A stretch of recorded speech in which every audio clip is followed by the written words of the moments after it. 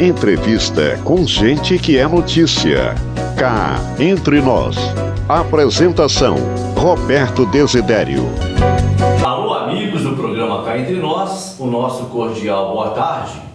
E hoje, o Cá Entre Nós entrevista o ex-vereador Wanderson Castelar, do PT, e que está em vias de novas candidaturas para as eleições de 2024 e é um líder nato dos movimentos sociais de Juiz de Fora. E a importância do convite ao Wanderson Castelar é que ele sofreu uma perseguição política. Eu posso dizer isso com muita tranquilidade. A última semana passada, provavelmente dia 30, não é, Castelar? Foi dia 30, né? 30 de agosto. Dia 30 de agosto. E não ficou bem esclarecido tudo isso que aconteceu a partir do momento que o Tribunal de Justiça do Estado de Minas Gerais reconhece que houve um erro no sistema. E o mais interessante que a gente vai falar aqui no decorrer da nossa fala é que naquele momento, às alturas daquelas horas da noite, havia policiamento ostensivo no bairro Monte Castelo, uma coisa raríssima em Juiz de Fora, porque nós podemos falar tranquilamente, a coisa mais rara que tem em Juiz de Fora hoje é policiamento. As pessoas podem estar se agredindo aí, discutindo, um matando ao outro, você chama a polícia, ela demora no mínimo 48 horas para chegar até o local. Mas isso é uma outra conversa que a gente vai ter no futuro muito próximo. Vamos então à nossa conversa com ele, vereador Wanderson Castelar, professor, historiador, professor de história, e ele tem muito a nos contar. Wanderson Castelar, boa tarde. Boa tarde, Desidério. Boa tarde os ouvintes que nos acompanham. Talvez façam isso na parte da manhã ou da noite, então considerem-se todos cumprimentados. Castelar, eu gostaria que você nos falasse, antes que nós entremos na questão política, que você falasse desse atentado que você sofreu nesse dia 30 de agosto, até mesmo porque uma acusação de que você estaria numa briga corporal com uma pessoa do sexo oposto, uma mulher. E nós não vimos o nome da mulher, não vimos o rosto da mulher, não vimos o boletim da mulher, não vimos a mulher, não vimos absolutamente nada. E você injustamente sofreu a pecha de pessoa espancador de mulher nas redes sociais. Você vai pedir o direito de resposta a isso à justiça. Sim. E eu gostaria que você explicasse para o povo de fora, de Minas e do Brasil, o que aconteceu com você. Essa história relacionada à violência doméstica, esse foi apenas um artifício, segundo eu penso, que a polícia utilizou para ir à minha casa, como você disse, às 11 da noite, porque certamente já sabia que tinha sido expedido naquele dia um mandado de prisão contra mim, em relação a um processo de 2015, bastante conhecido, no qual eu fui acusado pelo atual deputado Geraldino Júnior de ter me ameaçado, etc. Então, volto a dizer, o que houve, na verdade, foi a utilização de um ardil, uma denúncia vazia, literalmente, porque a minha casa estava vazia, eu moro sozinho, não tenho mulher, não tenho namorada, enfim. Agora eu e o seu Rubens, que é um ex-funcionário meu, motorista, se encontra desempregado, em condições difíceis, ele tem dado abrigo a ele, né? Então, logo a polícia chamou, eu abria as portas da minha casa para eles entrarem. Não tinha receio algum. Eles entraram, puderam constatar que não tinha Mulher nenhuma no imóvel? Mulher no domicílio, né? E curiosamente, no momento em que eu ligava para meu advogado, porque percebi que era um crime assim muito estranho, não era só uma simples verificação, né? Eram policiais, inclusive, quero afirmar isso aqui agora, que eu já os conheço, e que me conhecem muito bem e que já estiveram presentes em outras ocorrências, me constrangendo também, né? E que eu tive a oportunidade de, ainda vereador, denunciar a ação inconveniente deles num evento pré-carnavalesco, um evento que envolvia crianças, famílias, em que eles chegaram e impediram a realização do evento de uma maneira assim, muito agressiva, tratando as pessoas muito mal, ostentando armas em punho. Ou seja, o que se percebe, e você disse que é uma perseguição, e foi bom que você tenha dito isso, porque é o que eu sofro há quase 10 anos. Essa não foi a primeira ocorrência. Aqueles que me acompanham, sejam eleitores ou não, sabem que eu, desde 2014, enfrento problemas com a polícia. Não que tenha feito algum mal feito, né? Sempre coisinhas, uma abordagem na Avenida Rio Branco, que o carro morreu, e aí uma abordagem agressiva por parte do policial, me levam para...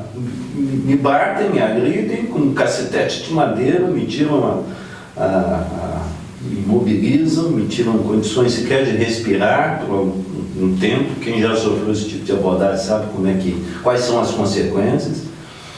Isso em 2014, por coincidência, um ano que eu estava muito bem cotado para a disputa de uma cadeira na Assembleia do Estado, né? Esse evento que eu reportei aqui, do evento pré-carnavalesco, na porta da Associação do Monte Castelo, também foi, diga-se de passagem, no ano eleitoral. Mas o que motivou a prisão nesse momento foi um evento em 2015, que é seguramente o único caso no Brasil de um parlamentar que é preso. Eu fui naquela ocasião fui levado à delegacia e depois condenado, que é pior ainda, mesmo tendo sido absolvido pela Comissão de Ética da Câmara, que diz que disse a verdade, né? Que houve uma troca de ofensas, um bate-boca entre parlamentares. E eu seguramente sou um parlamentar condenado à cadeia a 4 meses de reclusão por um bate-boca na Câmara Municipal. Quantos você já presenciou naquela casa? Dezenas. Né? Quantos nós, como telespectadores, presenciamos todos os dias no Congresso Nacional? Imagina se fosse prender todo mundo, condenar todo mundo. Né?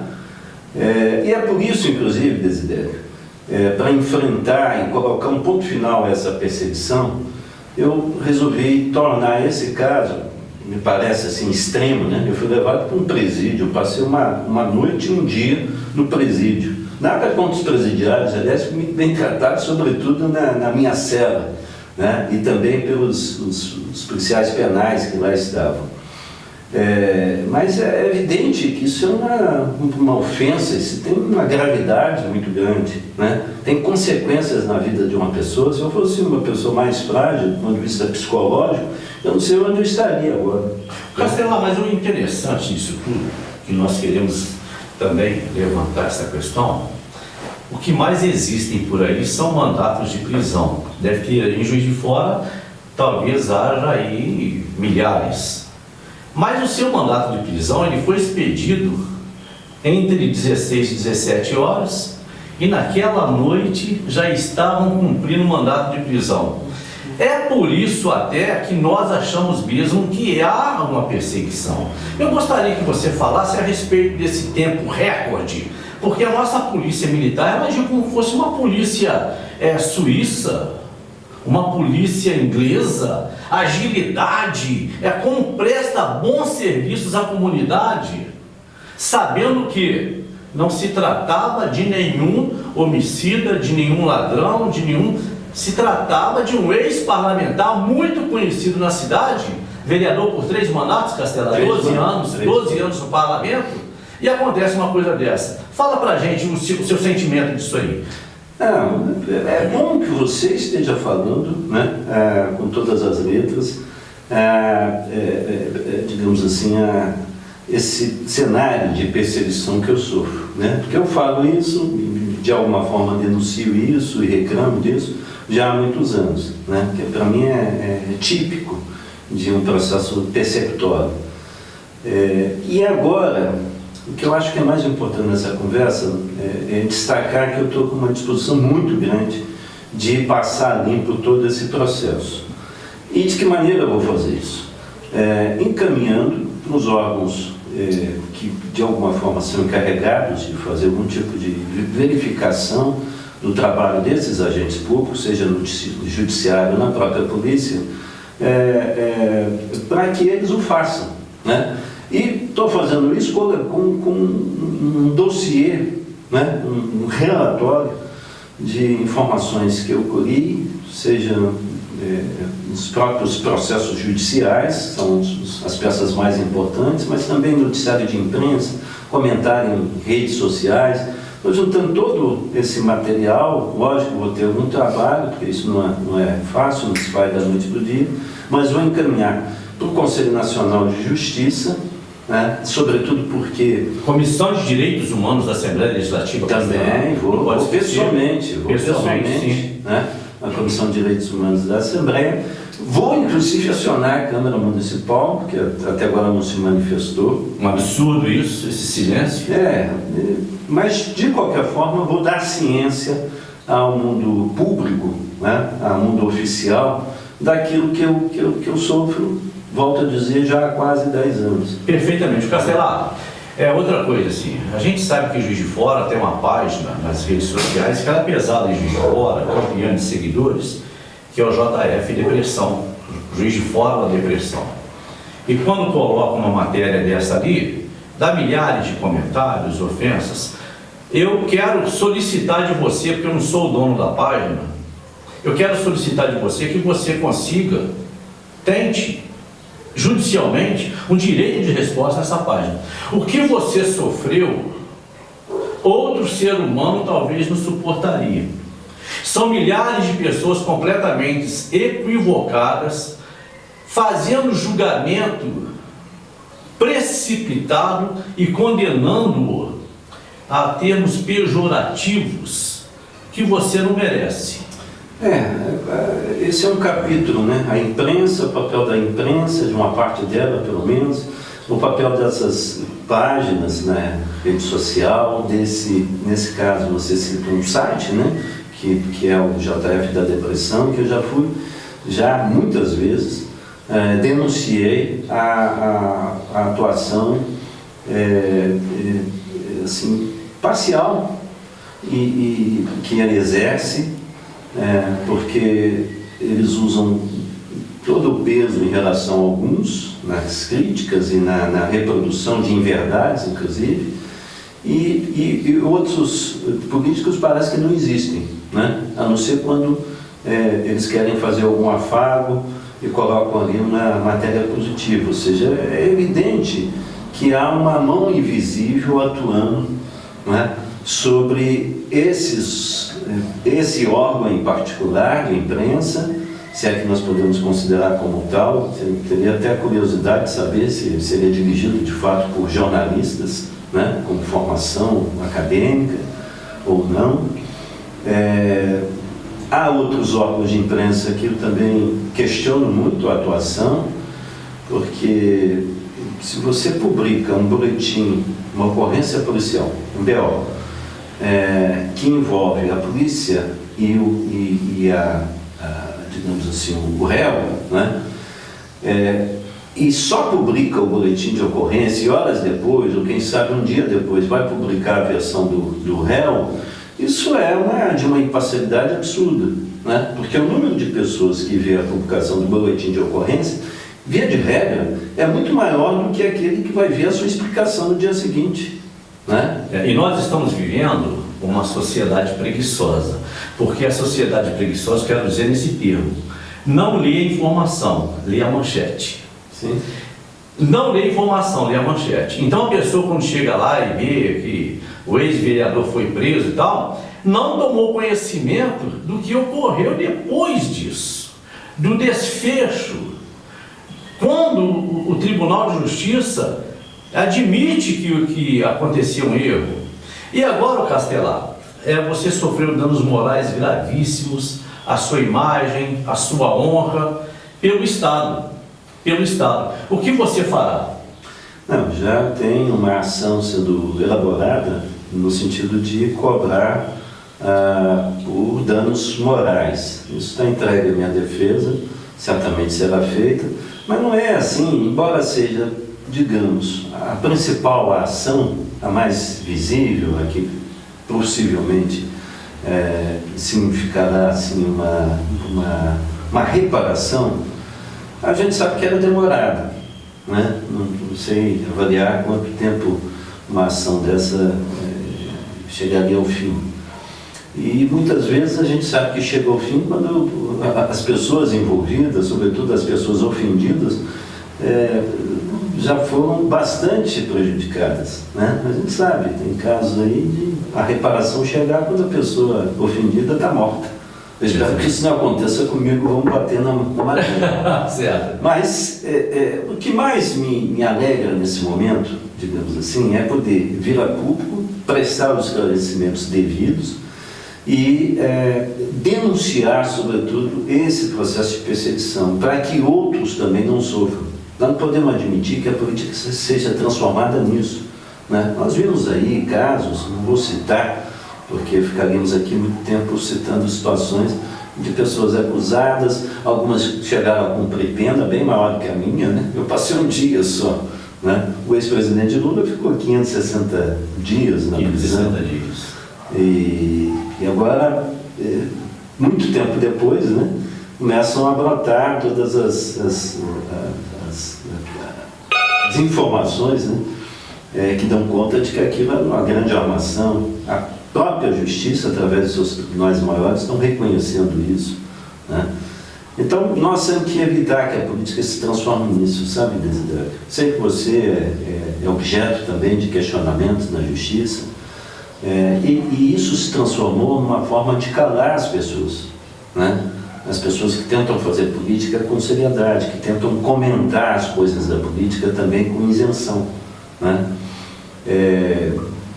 Enfim, estou muito preocupado com esse aspecto, né? Costumo até dizer assim, outro dia disse para um dirigente nacional do PT que me mandou uma mensagem se solidarizando comigo, eu disse, olha, eu sou o primeiro paciente do lawfare, é uma espécie de lawfare caipira, né? Porque é feito aqui em Juiz de Fora, não tem os holofotes, né, da mídia nacional, mas o que fizeram comigo é seguir a cartilha lá do lawfare, dos estrategistas americanos, né, que iniciaram esse processo no mundo todo para crucificar, né, por assim dizer, né, e colocar na cadeia, destruir a reputação, é a primeira coisa que se faz, é o primeiro efeito, e depois, como consequência, manda-se o sujeito para a cadeia para, digamos assim, desmontar, e às vezes até fisicamente, aquela pessoa. Muita gente já passou por isso e acabou tendo a sua existência concluída, né, por assim dizer, a partir de um processo desse. Nós temos que evitar isso. Não quero isso para mim, não quero isso para os outros, né? Isso é uma noção de ética, né? A gente não deve querer para os outros o que não quer para si, né? Seja de direita, de esquerda, de centro, eu acho que esse tipo de processo tem que ser evitado. E as pessoas, aí é o mais importante, eu fiz menção aqui à mão invisível que age por trás do policial que vai na sua casa, ou do escrivão de polícia, ou da justiça, né, que se esquece de dar baixa a um processo, como foi o meu caso, não é isso? Há mãos invisíveis que atuam, isso não é só coincidência, né? Há pessoas que estão articulando. Por que que a minha prisão se dá às 11 horas e às 11h30 já tem um site?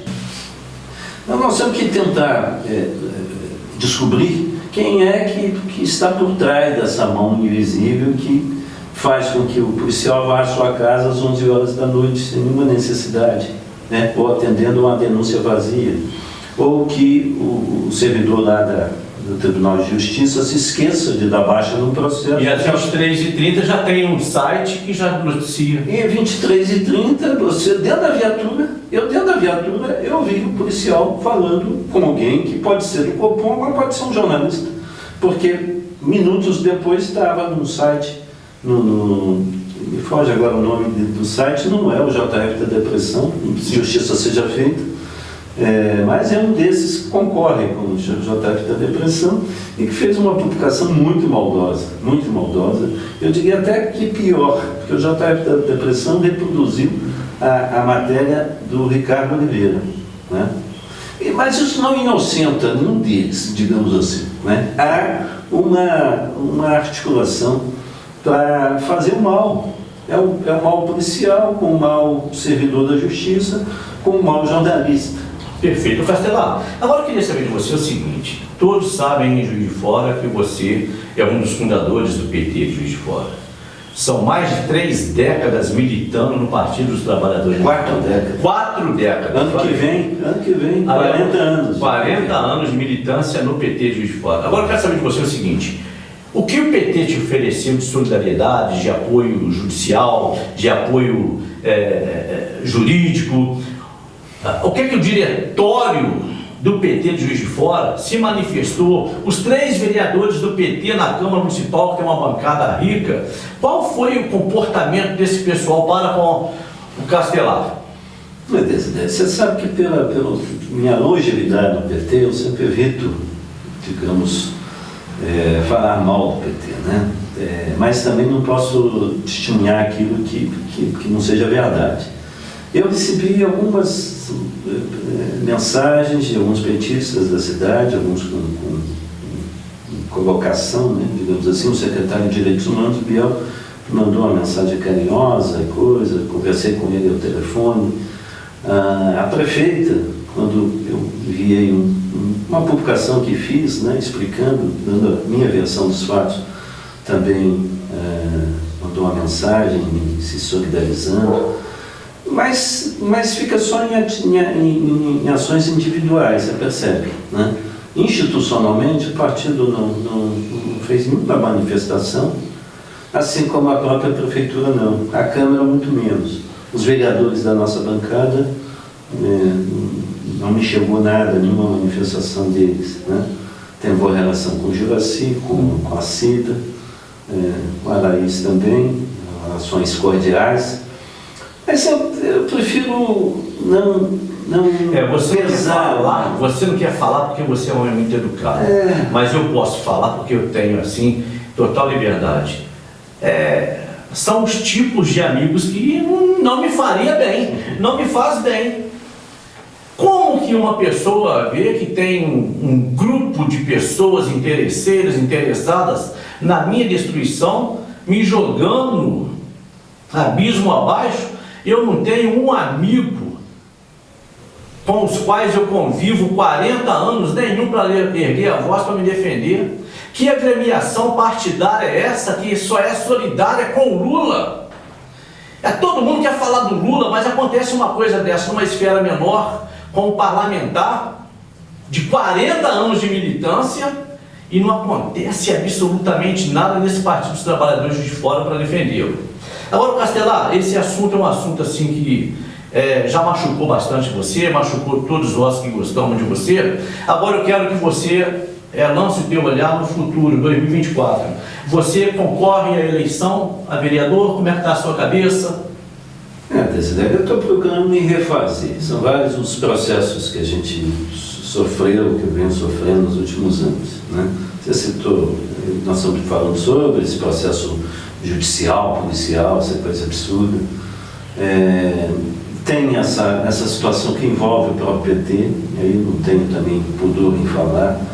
O PT nunca me olhou como uma liderança, como uma pessoa importante no processo de construção. Nunca me deram esse crédito, e eu não estou muito sozinho nisso. Isso também outros já, de alguma forma, foram muito maltratados pelo PT, fundadores do PT.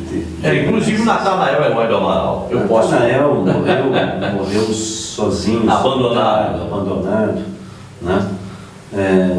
Podia aqui citar outros tantos, mas eu acho que talvez não seja o caso. Perfeito, não é necessidade. Mas veja, esse comportamento do partido precisa também ser, eu diria assim, denunciado nesse sentido, com fraternidade, né? A denúncia de quem quer mudar o comportamento. O partido tem que ser mais solidário, não passar a mão na cabeça de quem faça maus feitos, né? Mas não pode permitir que uma pessoa seja perseguida, como eu venho sendo, sem nenhum tipo de manifestação pública, né? Sem exigir que as pessoas responsáveis sejam, de certa forma, investigados, né? Sem levantar suspeição sobre essa orquestração, a atuação dessa mão invisível que eu digo que há em relação a esses casos todos que me envolvem, né? Não obstante isso, a minha disposição é sempre de ajudar o PT, tendo em vista que eu sei separar, né? Disse isso uma vez, assim, numa publicação minha, sei separar a mesquinhez da atuação pessoal da grandeza das nossas causas coletivas. E não é só uma frase de efeito. De fato, a gente tem que considerar que o PT é um instrumento de transformação, um instrumento importante na vida do país, eu acho que isso é indiscutível, né? Então, também não quero desconhecer isso e colocar meu umbigo à frente de tudo. Mas o partido precisa tomar mais cuidado para não parecer tão diferente. Não, porque as pessoas de fora observam, você está aí observando essa indiferença do partido.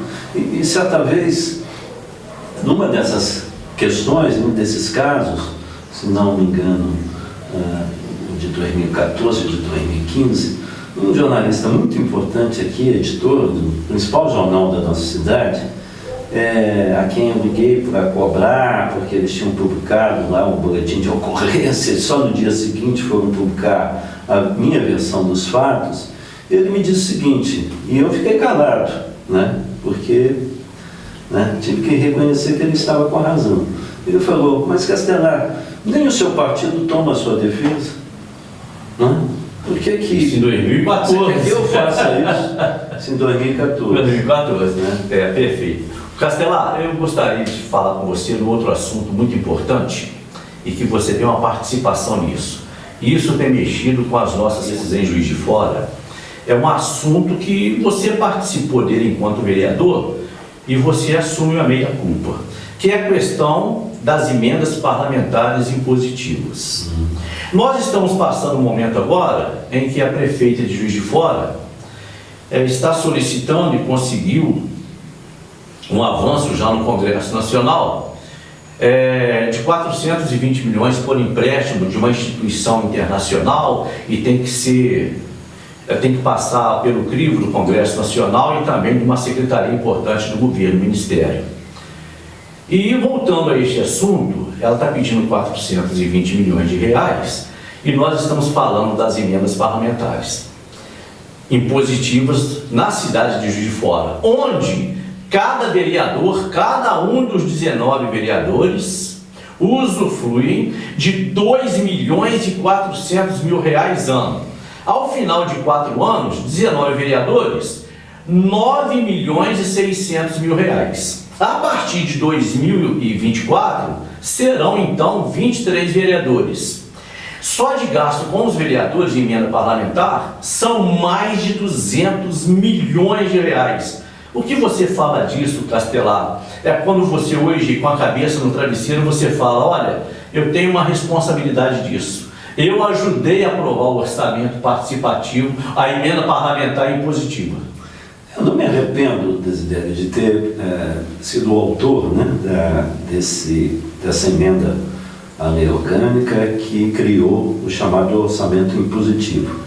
Porque o percentual que nós alocamos para essa prática era de 0,02% ou 0,3%, que a época em que foi criada era algo em torno de 200 mil reais, salvo o melhor juízo, né? 200 e poucos mil reais para cada vereador de destinação, sendo que 30% devia ser necessariamente para saúde. Né? Depois fizeram alterações e eu venho condenando com base nisso que você está dizendo. E lembrando que os vereadores hoje têm mais recursos à sua disposição do que muitas secretarias do Poder Executivo. Ou seja, aquilo que era para ser apenas uma possibilidade, o vereador não ficar de mãos abanando, né, que muitas vezes a gente fazia indicações, as emendas sempre existiram, mas o cumprimento delas não era obrigatório. Então a minha emenda trouxe essa novidade. Sobre um determinado percentual, o prefeito ou a prefeita tem que cumprir. Né? Isso me parece razoável, dentro dessa ótica da perspectiva de não deixar o vereador também de pires na mão. Eu quis proporcionar à Câmara Municipal, eu tive sucesso nisso, a possibilidade de ter uma emenda sua honrada, né? Você não ter que anunciar numa comunidade, numa entidade que está destinando recurso e depois só ver esse recurso liberado se for lá beijar a mão do prefeito ou da prefeita. Não pode ser assim. Então sempre trabalhei com essa ideia de fazer com que o Poder Legislativo fosse independente em relação ao Executivo. Agora, não pensava que fossem transformar isso numa enxurrada de dinheiro. No assalto ao orçamento do município. Acaba sendo aquilo que eu estou chamando de sequestro do orçamento. Né? O chefe do Executivo, porque nada impede que amanhã ou depois eles votem um outro percentual, elevando ainda mais esse valor. E você não pode esquecer que é um valor relacionado ele está na proporção da arrecadação, das receitas correntes líquidas. Ou seja, ano após ano, as receitas vão crescendo. Então, esses valores aí que você citou vão extrapolar ainda mais. Perfeitamente. Eu quero que o cidadão juiz forano perceba que em 4 anos, só de emenda parlamentar impositiva, os vereadores de Juiz de Fora estarão gastando mais de 50 milhões de dólares, mais de 200 milhões de reais. Pensem nisso e comecem a fazer uma cobrança do que está acontecendo no teu bairro, na tua rua, com o teu vizinho, no HPS, onde você vai procurar socorro médico, na UBS, onde você vai procurar uma aspirina, onde você vai procurar uma pomadinha para colocar numa feridinha, numa coisa. Pensa nisso.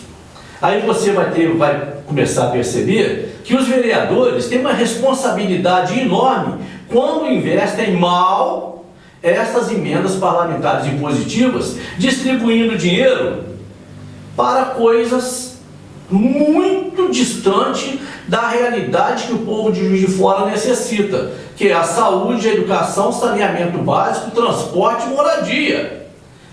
E eles estão investindo em quê? Mais em que se investe em Juiz de Fora?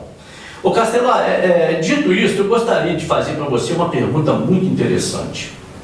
Você é um homem antenado e você está acompanhando muito bem tudo que acontece em Juiz de Fora. Neste final de semana, Juiz de Fora perdeu 2 cidadãs, a dona Dionísia e a Helena Peters. A dona Dionísia de 56 anos e a Helena Peters de 3 aninhos de idade, numa direção, num evento, no estacionamento do estádio municipal, torneio leiteiro, onde um homem com direção destrutiva invadiu lá o ambiente e atropelou pessoas e fez 12 vítimas feridas, tendo 2 com mortes fatais, mas um tanto delas, 8 delas internadas, e o próprio agressor, o responsável por essa direção destrutiva, continua ainda internado. Como que você acompanhou isso e o que você vê no teu interior de responsabilidade dos poderes, do Estado, quando percebe que às 3 horas da manhã não havia policiamento, da Prefeitura, que recebeu notificação que até às 2 horas somente a polícia poderia fazer policiamento ostensivo, e também da Guarda Municipal, que naquele momento só havia uma viatura da Guarda Municipal com 3 guardas municipais para segurar aquela pessoa. E outra coisa importante que eu quero que você fale: o agressor da direção destrutiva, esse motorista, ele foi surrado, foi vítima de uma sede de fazer justiça com as próprias mãos. E não havia o Estado, não havia a Guarda Municipal e não havia o município para protegê-lo. Fala para a gente a respeito. Eu acho que, primeiro, assim, lamentar profundamente, né? Porque um acidente com as proporções que você descreve, né, que todos puderam acompanhar, é uma tragédia, assim, eu diria até sem precedentes na história da cidade. Não me recordo disso se dar num evento público, né, que era para ser uma festa, terminar numa tragédia com essas proporções. E eu não tenho dúvida de que houve irresponsabilidade por parte dos poderes públicos. Aí da prefeitura, que não devia permitir a realização de um evento até altas horas, sabendo que a polícia não ia estar presente. A polícia, infelizmente, se permite hoje se retirar de um evento em plena realização. Também não devia ter esse direito, né?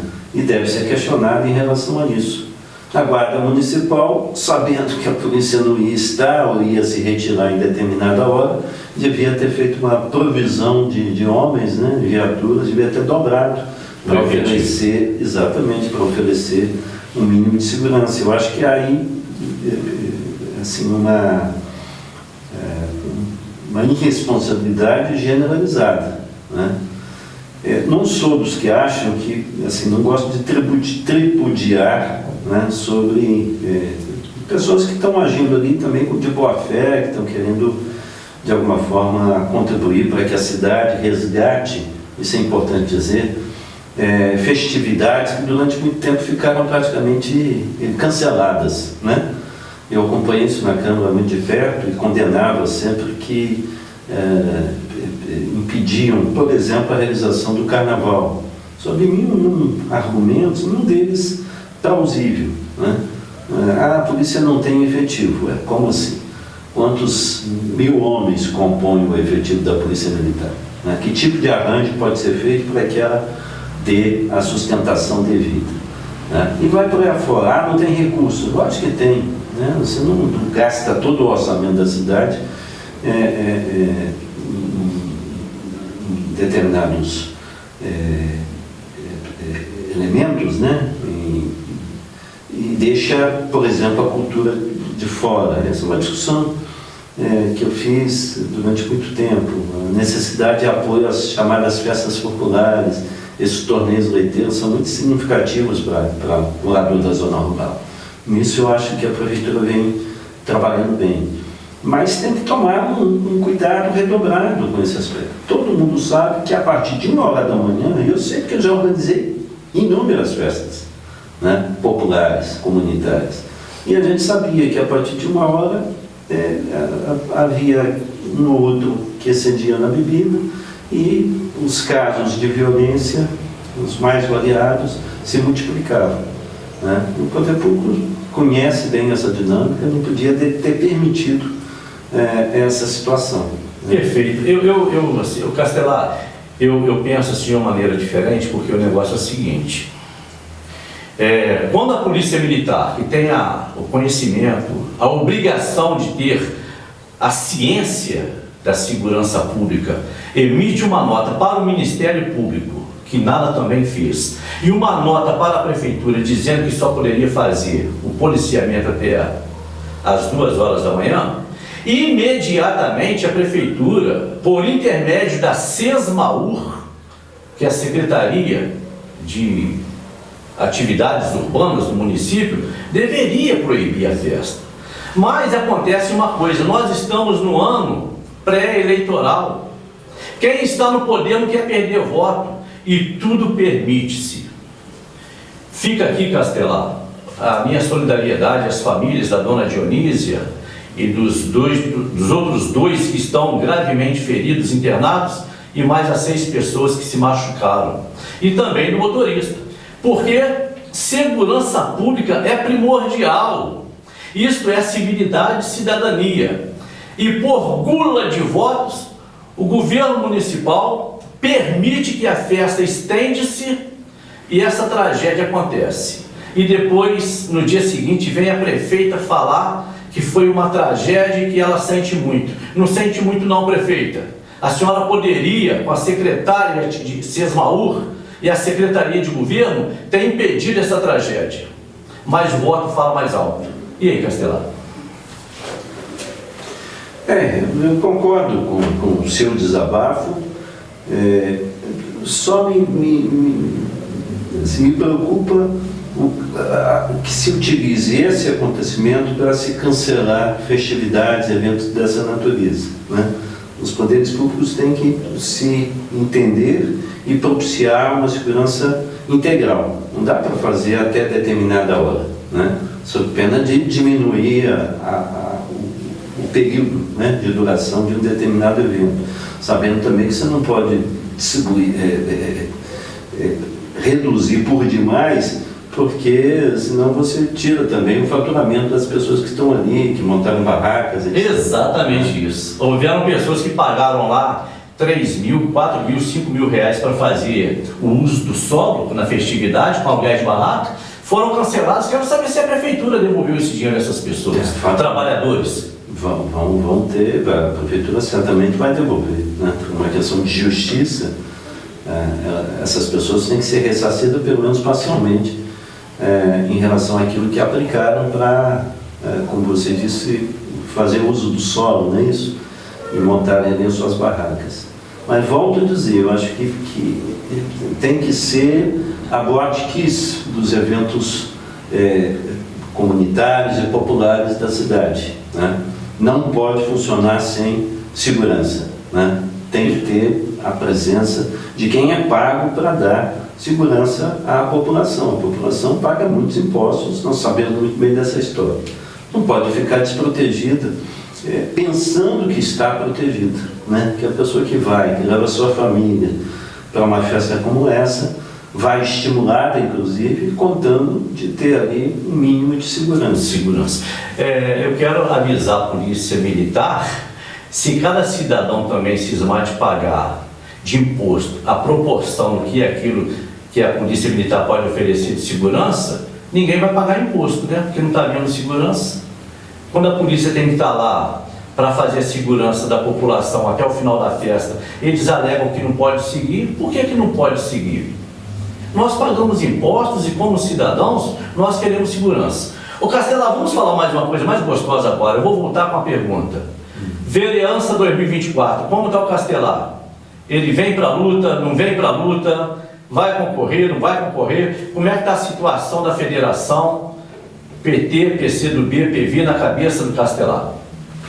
Desidério, você sabe que a última coisa que eu penso é em eleição. Assim, te digo com pureza da alma.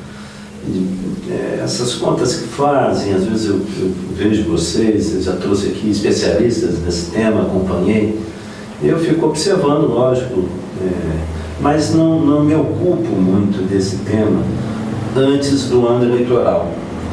Eu te disse que preciso, de alguma forma, reconstruir assim, a minha imagem, porque tem sido muito atacado, e entendo que essa é a prioridade do momento. A minha segunda prioridade, não menos importante, é conduzir bem o trabalho de organização comunitária que eu faço no Monte Castelo, né? Voltei à presidência da associação, então, com uma série de projetos, e isso me absorve assim, integralmente. Estamos acompanhando, atentamente.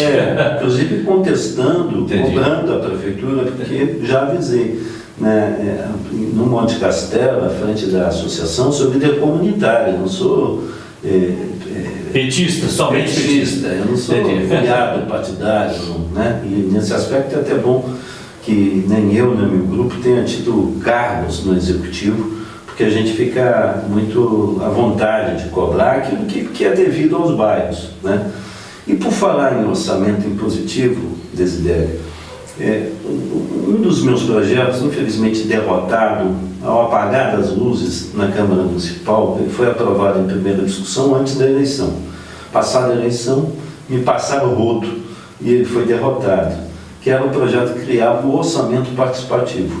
Eu já te falei isso em off, nós estamos organizando novamente, reorganizando o movimento comunitário da cidade. Que Deus ouça. A Unijuf continua inativa, um processo que envolve até a justiça, não devia ter chegado nesse ponto. Nós estamos trabalhando para, ainda nesse período, antes do final do ano, reorganizar o JUF e reagrupar as lideranças comunitárias em torno de um projeto de iniciativa popular, assim como a gente fez lá atrás com o ProBaios. Nós queremos agora criar um orçamento participativo. O projeto que me derrotaram no final do meu mandato, eu estou oferecendo. Naturalmente, nós vamos discutir, fazer ainda modificações, atualizar, né, melhorar, para que as comunidades tenham elas também o recurso, esse sim que tem que ser um recurso volumoso, e para que possam dizer quais são as suas prioridades. Isso não pode ficar a critério única e exclusivamente da Câmara ou do Executivo, né? Por mais boa vontade que a gente tenha no Executivo, no Legislativo, as comunidades, através das suas lideranças, têm que participar desse processo. Já cheguei, inclusive, a defender recentemente a criação de uma Câmara de Dirigentes Comunitários. Por que não? Né? Associado à dinâmica do orçamento participativo, você ter um conselho, uma Câmara, estou chamando assim, né, porque talvez seja mais expressiva a palavra, né? Conselho nós já temos vários. Pensar mais numa Câmara, essa, lógico, sem nenhuma remuneração, não estou pensando nisso, né? Daqui a pouco alguém vai querer macular a minha ideia dizendo isso. Não, sem remuneração nenhuma, cidadão de boa vontade, né, imbuído, né, da representatividade, aí, todo esse mecanismo, né? Aliás, eu sou autor do artigo 54 da Lei Orgânica, que confere às associações comunitárias a legitimidade para falar em nome das suas comunidades, né? Então, estamos fazendo uma grande articulação para a cidade ter um projeto vindo de baixo para cima, propondo a criação desse mecanismo e uma democratização, porque é disso que se trata, né? Nós temos que democratizar o poder. E você não democratiza o poder se não der também direito ao cidadão de dizer como é que o dinheiro dele deve ser gasto, né? Perfeito. Então essa assim, uma tarefa que eu estou me colocando e quem sabe depois, com o sucesso, com o desdobramento disso, voltar a falar em candidatura. Perfeitamente. Né? Castelo, agora eu quero mexer com você. O nosso tempo está acabando, mas essa pergunta eu não posso deixar de fazer. A Câmara Municipal de Juiz de Fora aumenta o número em 4 vereadores, de 19 para 23. E o atual espaço da plenária já é apertado para 19 vereadores. E agora, tanto o presidente atual, José Márcio Garotinho, como o antecessor, Juraci Scheif, acreditam fielmente que dará tempo de a Câmara Municipal sair do Palácio Barbosa Lima e ocupar o espaço do Fórum Benjamin Colucci, e que o fórum estaria indo lá para o Terreirão do Samba, onde está sendo construído um novo fórum de Juiz de Fora. Agora eu quero fazer uma pergunta ao cidadão Castelar. Você acredita que a Câmara Municipal de Juiz de Fora sairá do Palácio Barbosa Lima para ocupar o Benjamin Colucci? Você acredita nessa articulação? Não existem outras forças mais representativas até? Própria Polícia Civil, própria Justiça, Poder Judiciário, ocupar aquele espaço com o Ministério Público? Eu não acredito que o governador já se manifestou contrário a essa destinação, né, daquele prédio em favor da Câmara Municipal. Isso é um obstáculo sério, né? O governador é quem tem a caneta na mão. Eu não acho, você me conhece, sabe que eu sou muito crítico em relação à gastança no Poder Legislativo. Nós estamos falando aqui do orçamento impositivo, desses valores todos, que de certa forma representam uma extravagância em relação àquilo que é a proposta do orçamento impositivo. Estamos falando de orçamento participativo, a possibilidade da comunidade, ela própria dizer o que precisa mais, né? Indicar suas prioridades. Então, agora falando dos gastos do próprio Legislativo, né? Eu conheço a estrutura atual. Ela comporta os 23, né? Vereadores. Lógico, ali não é um lugar o mais confortável para se trabalhar. Você sabe que os gabinetes lá são mínimos, né? Uma boa parte dos vereadores tem estrutura fora do Legislativo, atendem fora. Então, fizeram também, arrendaram, né, algumas salas do lado oposto, né? Ali o que nós temos dá perfeitamente para o gasto, né? Eu fico muito, eu não vou dizer desconfiado, mas não me agrada a ideia de se pensar essa nova sede, sabendo que o Poder Judiciário tem as suas necessidades. Até onde eu sei, as promotorias todas ocupam salas alugadas. Caríssimo para o Estado. Caríssimos, né? A Defensoria Pública, da qual eu sou um dos aliados, defensores, né? A irmã, como é que é isso? A prima pobre, né?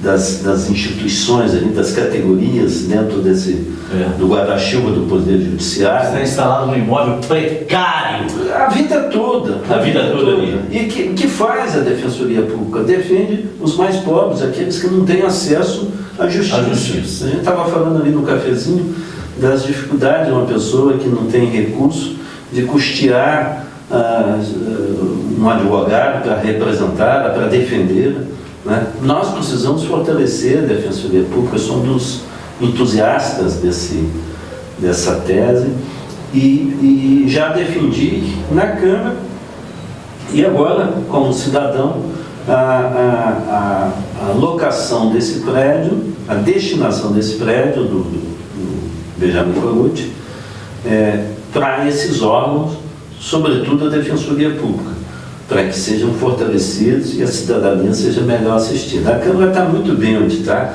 precisa gastar menos. Você sabe, eu fui membro da última mesa diretora, né? Quer dizer, da última, quando estive lá, né? Presidida pelo Pardal. Nós fizemos uma economia, isso foi pouco divulgado, talvez por ser o Pardal o presidente, o Castelar o secretário. Nós fizemos uma economia, nos 2 últimos anos, de 20 milhões de reais. Sem prejudicar em nada o funcionamento do Legislativo. Muito significativo, porque o nosso orçamento ali anual, naquela época, era de 45 milhões. Se tornando o orçamento do governo aquilo que era da Câmara. Perfeitamente. Então, eu sonho com isso, um legislativo barato. Não faço demagogia. Lógico que todo mundo que trabalha lá tem que ter bons salários, inclusive os vereadores, né? Por uma questão lógico, você tem que ter ali o básico para trabalhar, os funcionários não podem ser explorados, né? Não que sejam, mas a gente tem que evitar qualquer tipo de dificuldade para aquele que está prestando um serviço relevante. Não hipótese nenhuma, estou desmerecendo o Legislativo. Pelo contrário, eu acho que uma maneira de valorizar o Legislativo é torná-lo mais enxuto. Esses dias, ontem, estava vendo a criação de uma associação de câmaras municipais, que agora tem uma sede própria, certamente mantida pelas câmaras municipais que se coligaram para montar essa... Apolégios. E eu fico pensando, isso tudo podia funcionar na sede do próprio Poder Legislativo, né? Eu não sei quanto que está se gastando, mas não deve ser barato manter um prédio à parte, com funcionários, com a proposta de realizar... Uma estrutura muito melhor que a Defensoria Pública 1000 vezes.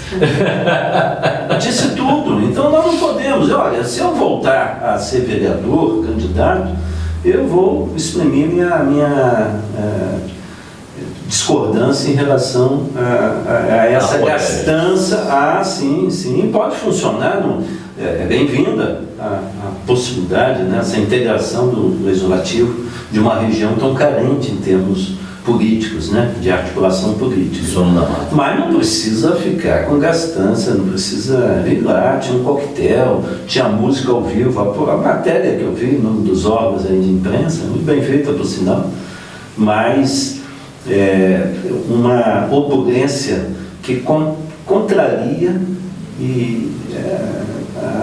a nossa realidade. Perfeito. E você sabe que o jornalista de Juiz de Fora, que não foi convidado para a inauguração desta festa, foi somente o Roberto Desidério? Não sabia. O único jornalista de Juiz de Fora que não foi. Por que será? Porque nós íamos justamente falar nessa situação. Agora, Castelar, chegamos ao final do nosso programa cá entre nós. Eu gostaria que você fizesse uso do seu microfone para as suas considerações finais e fique à vontade para conversar com o povo de Juiz de Fora e dizer tudo que está no seu coração a respeito dessa sua perseguição. Eu insisto nisso, porque se você não dorme em paz, eu também não estou dormindo. Da forma que você foi perseguido, serei eu amanhã perseguido ou outro cidadão qualquer. Vamos impedir que isso aconteça na nossa cidade, no nosso estado, no nosso país. Que os cidadãos possam andar livre, caminhar livre, sonhar livre, viver livremente. Fique à vontade. Desidério, eu sempre me vem à mente, às vezes, uma passagem de um filme sobre o poeta Pablo Neruda. Neruda foi, você sabe, ele foi militante comunista no Chile. Muito, sim. E foi senador da República, né? E ele diz, no filme tem lá uma cena que ele está conversando com um carteiro, né? O Carteiro é Poeta, um filme muito bonito, por sinal. E ele relembra que uma vez numa mina de estanho, de cobre, o Chile tem muitas, né? Reserva mineral, muita riqueza mineral, e as minas lá costumam inclusive matar muita gente, né? Pelo risco que representam e tal. E os trabalhadores, pelo menos naquele tempo, trabalhavam em condições muito, muito difíceis. E aí ele disse que um trabalhador, um mineiro, chegou para ele e disse: olha, eu só quero que o senhor fale disso que o senhor está vendo aqui, né? E eu fui para a Câmara para falar daquilo que eu vi, né? Que não estava legal, das condições de vida degradantes, de famílias que moram ribeirinhas, córregos que até hoje estão correndo a céu aberto, e córregos que na verdade são esgotos, né, a céu aberto, porque nós ainda não fomos dignos de separar o esgoto do afluente natural, né? Então o que me encanta é isso, é poder reportar, representar a angústia daqueles que sofrem mais, né? Nessa seara da relação com a justiça, com a polícia, tem pessoas que sofrem muito mais do que eu eventualmente sofri e venho sofrendo, né? Não usaria um mandato para me beneficiar. Você vê, ao longo de 12 anos, eu não reagi em relação, praticamente não reagi, me limitava ali a esclarecer situações, né, nas quais eu era envolvido, mas não sequer constituir advogado para fazer aquilo que estou pensando agora, em acionar o Estado, em responsabilizar o Estado pelo que me fizeram passar, né? Exercendo o mandato, o meu foco vai sempre mais fraco, né? Mesmo que eu utilize a minha experiência, vai ser pensando nesse que tem mais dificuldade, porque eu ainda tenho amigos na imprensa, eu ainda tenho amigos no judiciário, na defesa, né, que vivem aí, que são advogados, etc., que me socorreram. E aqueles que não têm? Mas aqueles que simplesmente desaparecem, você vai ficar sabendo depois, né? Às vezes presos injustamente. Então, o que me motiva é isso, sabe, na vida, no dia a dia. É fazer, de alguma forma, contribuir para que haja oportunidades iguais para todo mundo, se puder traduzir. Eu sei que é um chavão, uma frase comum, mas quem me conhece sabe que é assim que eu vivo, né? Aliás, somos poucos que eu conheço que entrou na política e saiu sem acumular absolutamente nada, né? Não tenho casa, moro hoje na casa que pertence ao meu pai, mas que é minha e dos meus irmãos, né? Não sou proprietário solitário dela, não tenho nada, né? Não fiz questão de não acumular nada. Aliás, estou inclusive cobrando da Câmara e da Prefeitura o cumprimento de uma das últimas leis que eu aprovei, a duras penas, que determina que haja uma publicação sobre a evolução patrimonial dos agentes públicos, incluindo os secretários. Porque a gente sabe que a melhor maneira de se controlar a corrupção é você controlar o patrimônio, vigiar o patrimônio de quem está, digamos assim, com poderes para gastar, para despachar, contratar, licitar e tudo mais. Perfeitamente. Então, o que me anima é isso, sabe? É lutar por um poder público que seja mais austero, que remunere todo mundo bem, de acordo com as suas capacidades, a sua dedicação, mas que olhe sempre para o cidadão, aquele despossuído, que precisa de fato de ser assistido para ter uma vida melhor. Perfeitamente. Castelar, faço minhas tuas palavras, agradecer profundamente a sua presença aqui no Cá Entre Nós, e eu tenho certeza absoluta que muita coisa foi esclarecida, e vou falar uma coisa aqui também que é chavão, mas eu falo de coração. Que Deus te proteja, que Deus te abençoe, e que Deus não só te proteja e te abençoe, que Deus te carregue. Um forte abraço a todos, amigos, e o nosso boa tarde, bom dia ou boa noite, conforme o horário que os senhores estiverem assistindo. Fique à vontade. Eu só posso agradecer, né? Te desejar também essa mesma proteção. Sei que você enfrenta muitas dificuldades, muitos questionamentos, e a gente tem que de alguma forma se unir. Esse é o apelo que eu faço. Tenho feito isso, falando com muitos amigos assim como você, gente até com quem nem tem tanta intimidade, nem tanta. A primeira vez que eu venho aqui ao seu estúdio, que funciona junto com a sua casa, né? Tomar um café, gostei muito do café, e tenho procurado mais gente assim, gente que está um pouco de fora do processo político, por uma série de razões, e que precisa ser estimulado para que continue contribuindo para a gente construir uma cidade melhor. Perfeito. Sempre para você.